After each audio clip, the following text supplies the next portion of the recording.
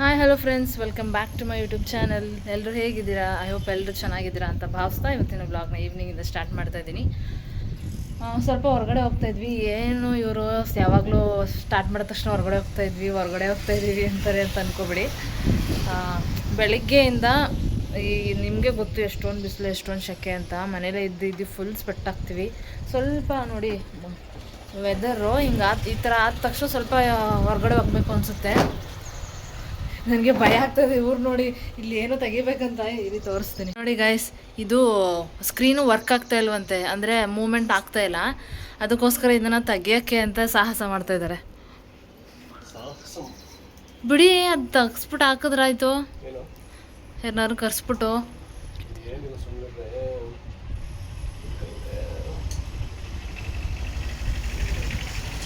Guys ಹೊರಗಡೆ ಹೋಗೋಣ ಅಂತ ನಾನು ರೆಡಿಯಾಗಿ ನಿಂತಿದ್ದೀನಿ. ಬಟ್ ಇವರು ಕೆಲಸನೇ ಮುಗಿತಾ ಇಲ್ಲ. ಯಾವುದು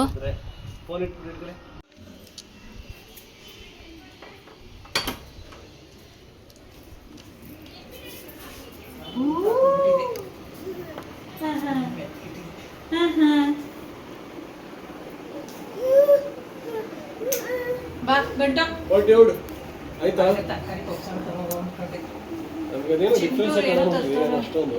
ಯಾಕೋ ಇಷ್ಟ ಆಗಲಿಲ್ಲ ನಂಗೆ ಅಷ್ಟು. ಅದು ಒಂದ್ ಕಡೆ ಅಡ್ಜಸ್ಟ್ ಹೌದು. ಒಂಥರ ಸಣ್ಣ ಕಾಣಿ, ಸಣ್ಣ ಮಾಡ್ತಾಳ ಜಾಸ್ತಿ. ಇಲ್ಲ, ಸೈಜ್ ಇದೆ. ಯಾಕೋ ಸ್ವಲ್ಪ ಮೇಲ್ ಮಾಡ್ಬಿಟ್ಟಿದ್ದಾಳೆ ಇವತ್ತು ಈ ಸಲ. ಗೈಸ್ ನೋಡಿ, ಎಲ್ಲ ಮೀಟಿಂಗ್ ಮಾಡ್ತಾ ಇದ್ದಾರೆ. ಇವರು ಇಲ್ಲಿ ಸ್ಲೀಪ್ ಓವರ್ ಮಾಡಿದ್ದಾರೆ.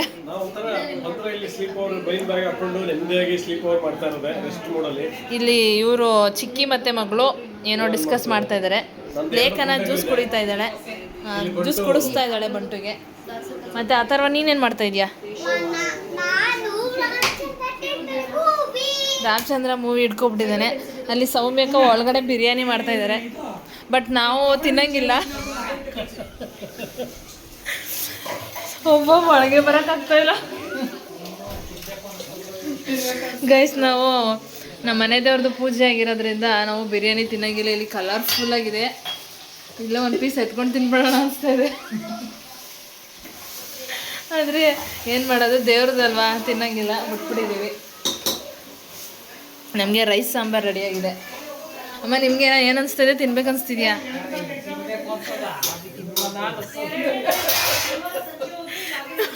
ಏನೂ ಮಾಡೋಕ್ಕಾಗಲ್ಲ. ಸ್ವಲ್ಪ ದಿನ ಅಡ್ಜಸ್ಟ್ ಮಾಡ್ಕೊಂಡು ಕಂಟ್ರೋಲ್ ಮಾಡ್ಕೊಂಡು ಇರಬೇಕು ಅಷ್ಟೇ. ದೋಸೆ ಹಾಕ್ಸ್ಕೊತೀರಾ? ಚೆನ್ನಾಗಿರುತ್ತೆ, ಹಾಕ್ಸ್ಕೊಳ್ಳಿ.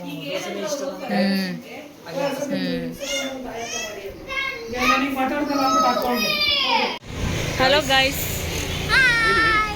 ಏನು ಗೊತ್ತಾ, ನಾವು ನಾನ್ ವೆಜ್ ತಿನ್ನಲ್ಲ ಅಂತ ಹೇಳಿದ್ವಿ ಅಲ್ವಾ, ಅದಕ್ಕೆ ಸಾಂಬಾರು ರೈಸಿಗೆ ನಂಚ್ಕೊಳ್ಳೋಕ್ಕೆ ವಡೆ ಏನಾದರೂ ತೊಗೊಂಬರೋಣ. ನಾನು ಶಿವರು ಮತ್ತು ಅಮ್ಮ 3 ಜನ ತಿನ್ನಲ್ಲ.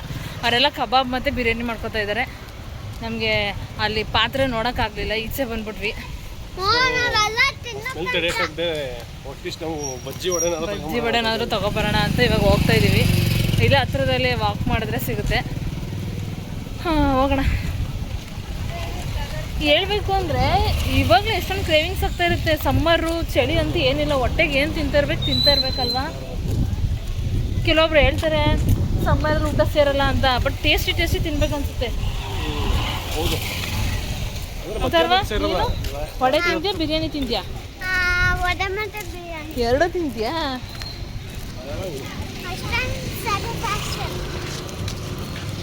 ಸ್ಯಾಟಿಸ್ಫ್ಯಾಕ್ಷನ್ ಅಂತ, ಅದೇ ಸ್ಯಾಟಿಸ್ಫ್ಯಾಕ್ಷನ್ ಅಂತೆ. ಬನ್ನಿ ಹೋಗೋಣ. ಹಾಗೆ ಫ್ರೆಂಡ್ಸ್, ನಾವು ಹೇಳ್ದಾಗೆ ಬಜ್ಜಿ ಬೋಂಡ ಇಲ್ಲ ವಡೆ ಏನಾದ್ರು ತೊಗೊಳೋಣ ಅಂತ ಬಂದ್ವಿ. ಅಲ್ಲೇ ಸೌಮ್ಯಕ್ಕವ್ರ ಮನೆ ಹತ್ರನೇ ಇತ್ತು, ವಡೆ ಹಾಕ್ತಾಯಿದ್ರು. ಪಾರ್ಸೆಲ್ ತೊಗೊತಾ ಇದ್ವಿ, ರೆಡಿ ಇತ್ತು ಆಲ್ರೆಡಿ. ಇವಾಗ ಪಾರ್ಸೆಲ್ ತೊಗೊಂಡು ಹೋಗ್ತಾ ಇದ್ದೀವಿ. ನಮಗೋಸ್ಕರ ರೈಸ್ ಸಾಂಬಾರು ಜೊತೆ ವಡೆ ಇಷ್ಟು ರೆಡಿಯಾಗಿದೆ. ಹೋಗಿ ಊಟ ಮಾಡೋದಷ್ಟೇ ಇವಾಗ ಬಾಕಿ. ಕೈ ಇಟ್ಕೊತೀನಿ. ಹಾಲಾ? ನೋಡಿ ಗಾಯ್ಸ್, ನಮ್ಮಮ್ಮ ದೋಸೆ ವಡೆ ತಿಂತಾ ಇದಾರೆ. ನಾನು ನನ್ನ ಹೆಂಡತಿ ಅನ್ನ ಸಾಂಬಾರು. ನೋಡಿ ಗಾಯ್ಸ್, ಬಿರಿಯಾನಿ ಬ್ಯಾಟಿಂಗ್ ಮಾಡ್ತಿದ್ದಾರೆ. ನೋಡಿದ್ರೆ ಫುಲ್ ಕಲರ್ಫುಲ್ ಆಗಿದೆ. ರಕ್ಷಿತನ ಮಿಸ್ ಮಾಡ್ಕೊತಾ ಇದೀವಿ. ಶಿಗು ಅಂತೂ ನನಗಂತೂ ನಿಜ ಅವ್ರ ತಟ್ಟೆಲಿರೋದು ನೋಡ್ರೆ ಸುಮ್ಮನೆ ಇರಕ್ಕೂ ಈ ನಾಳೆ ವಿಡಿಯೋ ನೋಡೋರ್ಗೂ ಕ್ರೇವಿಂಗ್ಸ್ ಆಗ್ತಾ ಇರುತ್ತೆ ಮಾಡ್ಕೊಬಿಡ್ಬೇಕು ಅಂತ. ನಾನು ನನ್ನ ಹೆಂಡತಿ ನಮ್ಮಮ್ಮ 3 ಜನ ತಿನ್ನಕ್ಕಾಗದೆ ಪರದಾಡ್ತಾ ಇದೀವಿ ಇವ್ರು ತಿನ್ನೋದು ನೋಡ್ಕೊಂಡು. ನನ್ನ ಜನ್ಮಕ್ಕಿಷ್ಟು ಅಥರ್ವ ಒಳ್ಳೆ ಟೇಸ್ಟ್ ಹೇಗಿದೆ? ಸಖತ್ ಇಷ್ಟ ಆಗೋದು.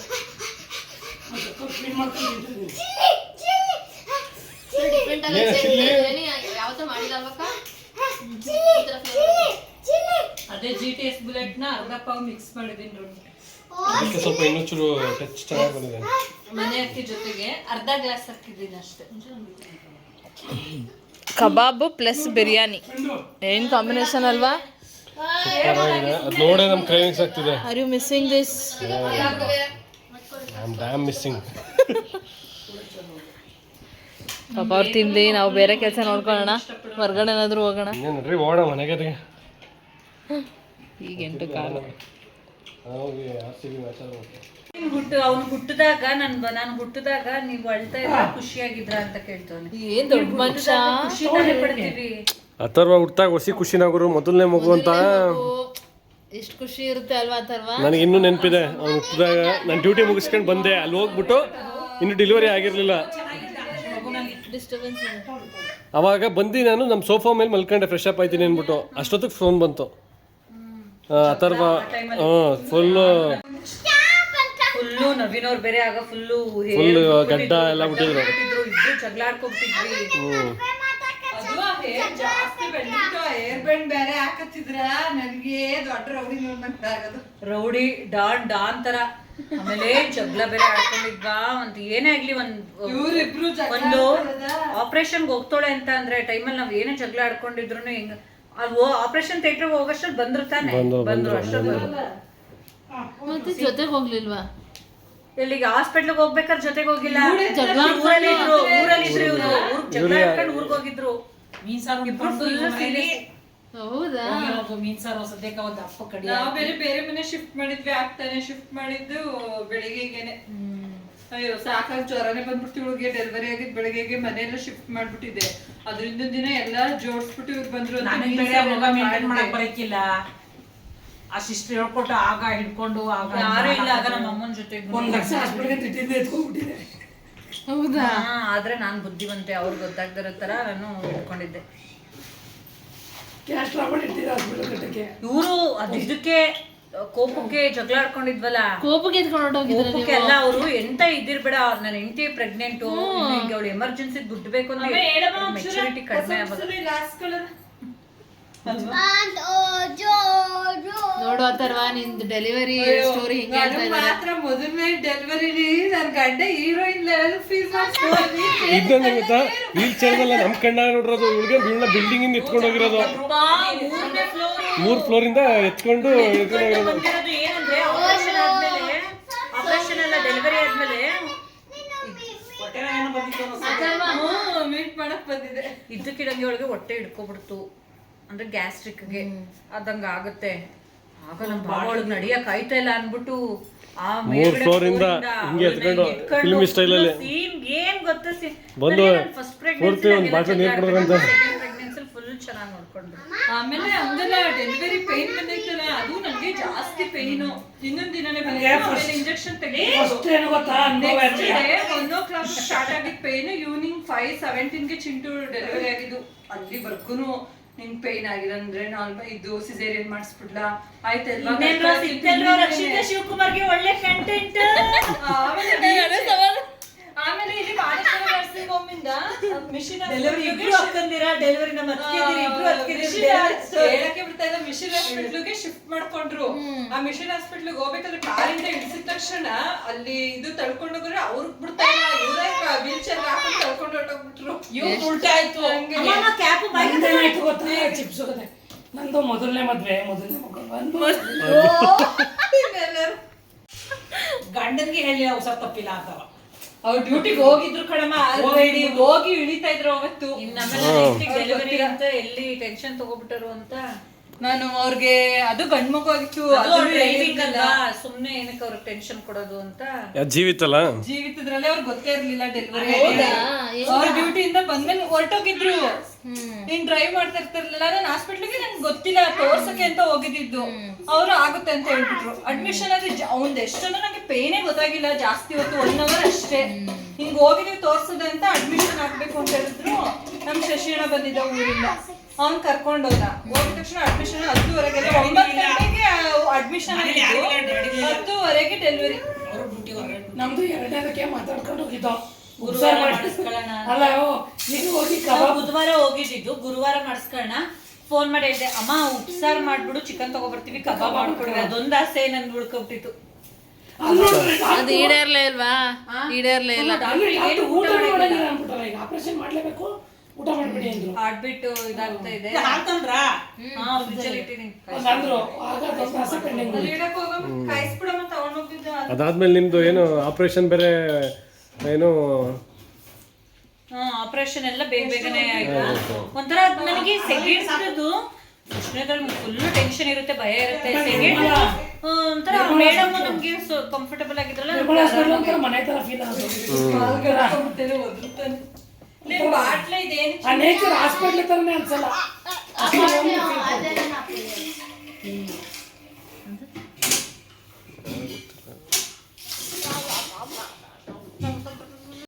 ಹಾಗೆ ಫ್ರೆಂಡ್ಸ್, ನಾವು ಸೌಮ್ಯಕ್ಕ ಅವ್ರ ಮನೇಲಿ ಊಟ ಎಲ್ಲ ಮುಗಿಸ್ಕೊಂಡು ಅಲ್ಲಿ ಸ್ವಲ್ಪ ಹೊತ್ತು ಮಾತಾಡ್ಕೊಂಡು 9 ಗಂಟೆವರೆಗೂ ಮಾತಾಡಿದ್ವಿ. ಅದಾದಮೇಲೆ ನಾವು ಇವಾಗ ಬಂದಿದ್ದು ಪೋಲಾರ್ ಬಿಯರ್ಗೆ, ಮ್ಯಾಂಗೋ ಕುಲ್ಫಿ ಐಸ್ ಕ್ರೀಮ್ ಏನಾದರೂ ತಿನ್ನೋಣ ಅಂತ ನೆನಪಾಯಿತು. ರಮ್ಯಾಕ್ಕ 1-2 ಸಲ ಹೋಗಿದ್ರಲ್ಲ, ಚೆನ್ನಾಗಿದೆ ಅಂತ ಹೇಳ್ತಾಯಿದ್ರು. ಅಷ್ಟು ನಾನು ಕಾಲ್ ಮಾಡಿದೆ ರಮ್ಯಾಕ್ಕನಿಗೆ ಹೆಂಗಿರುತ್ತೆ ಅಂತ ಕೇಳೋಣ ಅಂತ. ಅವರು ನೆನಪಿಸ್ಕೊಂಡು ನಾವು ಹೋಗೋದಕ್ಕೂ ಮುಂಚೆನೇ ಅವರು ಬಂದ್ಬಿಟ್ಟಿದ್ರು. ಇವಾಗ ಒಟ್ಟಿಗೆ ಎಲ್ಲರೂ ತಿನ್ಕೊಂಡು ಮನೆಗೆ ಹೋಗ್ತೀವಿ ಇವಾಗ. ಬಟ್ ಏನಂದರೆ ಫ್ರೆಂಡ್ಸ್, ಅನ್ಫಾರ್ಚುನೇಟ್ಲಿ ಬ್ಯಾಡ್ ಲಕ್, ನಮಗೆ ಮ್ಯಾಂಗೋ ಕುಲ್ಫಿ ಸಿಗಲಿಲ್ಲ. ತುಂಬ ಲೇಟಾಗಿ ಹೊಟ್ಟೋಗಿದ್ವಲ್ಲ, ಅದಕ್ಕೆ ನಾವು ಬೇರೆ 2 ಐಸ್ ಕ್ರೀಮ್ ಆರ್ಡರ್ ಮಾಡ್ಕೊಂಡ್ವಿ. ಅದೇ ಚೆನ್ನಾಗಿರುತ್ತೆ ಅಂತ ಅನ್ನಿಸ್ತು, ಅದನ್ನೇ ಆರ್ಡರ್ ಮಾಡ್ಕೊಂಡ್ವಿ. ಫುಲ್ ಕಂಪ್ಲೀಟಾಗಿ ಊಟ ಎಲ್ಲ ಆಗಿತ್ತು, ನಮ್ಮದು ಊಟ ಆಗಿತ್ತು. ಅವರು ಬಿರಿಯಾನಿ ಕಬಾಬ್ ಎಲ್ಲ ನೀಟಾಗಿ ಊಟ ಮಾಡಿದರು. ಲಾಸ್ಟಲ್ಲಿ ಏನಾದರೂ ಐಸ್ ಕ್ರೀಮ್ ಆ ಥರ ತಿಂದರೆ ಒಂಥರ ಚೆನ್ನಾಗಿರುತ್ತೆ ಅಂತ ಅನ್ನಿಸ್ತು.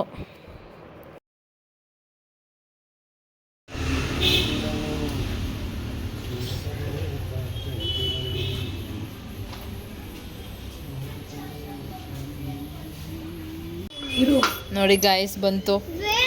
ಏನು ನೇಮ್ ಅಕ್ಕ ನೀವು ಆರ್ಡ್ರ್ ಮಾಡಿದ್ರಲ್ಲ? ಕುಲ್ಫಿ ಸಿಗ್ಲಿಲ್ಲ, ಖಾಲಿ ಇತ್ತು. ಮ್ಯಾಂಗೋ ಮಸ್ತಾಗಿ, ಮ್ಯಾಂಗೋ ವೆನಿಲಾ. ನೀವು ತಿಂದಿದ್ದು ಕುಲ್ಫಿ, ನೀವು ತಿಂದಿರೋದು ನೋಡ್ಬಿಟ್ಟೆ ನಾವು ನೆನ್ಸ್ಕೊಂಡು ಬಂದ್ವಿ ಕುಲ್ಫಿ ತಿನ್ನೋಣ ಅಂತ. ಆ್ಯಕ್ಚುಲಿ ಈಗ ಟ್ರೆಂಡು.